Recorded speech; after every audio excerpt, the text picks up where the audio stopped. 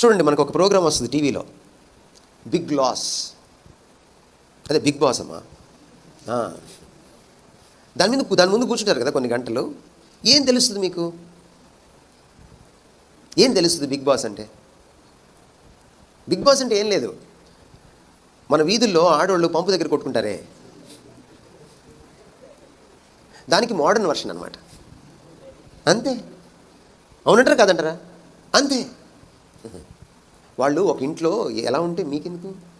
మీ పక్కింట్లోకి తెంగి చూడండి ఎలా ఉన్నారో, అప్పుడు మీకు బిగ్ లాస్ తెలుస్తుంది. ఎవరో అపరిచితులను తీసుకొచ్చి ఒక ఇంట్లో పెట్టి వాళ్ళ ఇంట్లో ఎలా బ్రతుకుతున్నారో మీకెందుకు? వాళ్ళు ఎప్పుడు బాత్రూమ్కి వెళ్ళారో మీకెందుకు? అవసరమా? చెత్తాతి చెత్త కాన్సెప్ట్ ఇది. ఆ కాన్సెప్ట్కి మళ్ళీ యాప్లు, ఓటింగులు, గెలిచినోడితో ఇంటర్వ్యూ, ఓడిపోయినోడితో ఇంటర్వ్యూ. గెలిచినోడి కంటే ఓడిపోయినోడికి ఎక్కువ డబ్బులు వచ్చినాయా? మళ్ళీ వైరలు. అవసరమా? ఎంత పోతుంది మీ జీవితం, ఎంత నష్టమైపోతుంది ఇలాంటి వాళ్ళందరి వల్ల. ఆలోచించండి ఒకసారి. అందుకే నేను దాన్ని బిగ్ బాస్ అన్నాను. బిగ్ లాస్ అది. తుచ్చమైనటువంటి కొట్లాట్లు, మాటలు, ఎవడి మీదే వాడికి సెల్ఫ్ కంట్రోల్ ఉండదు. మళ్ళీ చివరిలో క్షమాపణలు అడుగుతారు. కొన్నిసార్లు కొట్టుకోవడం కూడా నాటనే. గుర్తుపెట్టుకోండి, మీకు టీవీలో వచ్చే రియాలిటీ షోస్ అంతా అన్రియల్, ఏది ఉండదు. రియాలిటీ షోలో ఎవడైనా ఏడ్చాడంటే అది ఏడుపు కాదు. దాన్ని రియాలిటీ షో ఎందుకు పెడుతున్నారంటే మిమ్మల్ని నమ్మించడానికి, అంతే. అక్కడ సినిమాల్లో కూడా అంత నటించరు.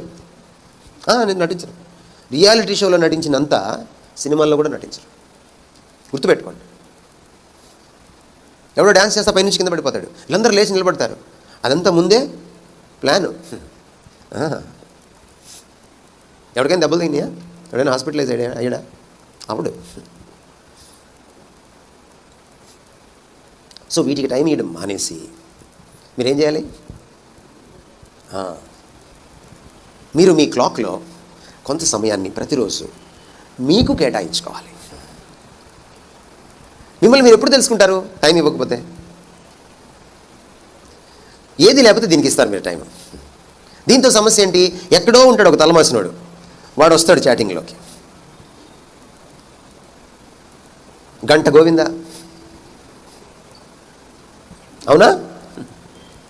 పోయినట్టే. ఫేస్బుక్లోకి వెళ్తారా? ఫేస్బుక్లో ఏమన్నా మంచి విషయాలు ఏమైనా పెడతారా? పనికొచ్చే విషయాలు ఏమైనా ఉన్నాయా? ఇదిగో నాకు జాబ్ వచ్చింది, ఇలాంటి జాబ్ వచ్చింది, నా ఇంటర్వ్యూ ఇంత టఫ్గా ఉంది, నా ఇంటర్వ్యూ ఇలా జరిగింది, ఇదిగో నేను పలానా పరీక్ష రాశాను, నాకు పలానా సబ్జెక్ట్ చాలా కష్టం, అయితే ఈ విధంగా నేను స్మార్ట్ వర్క్ చేసాం, పాస్ అయ్యాను. ఎవడన్నా పెట్టడా? అవి పెట్టడు. చెత్త చెదారం ఎక్కడ ఉంటుంది? ఈ సోషల్ మీడియాలో ఉంటుంది. దాని చుట్టూ మీరు తిరుగుతుంటారు. చెత్త చుట్టూ తిరిగితే ఏముంటుందండి? చెత్త కదా మిగులుతుంది చివరికి.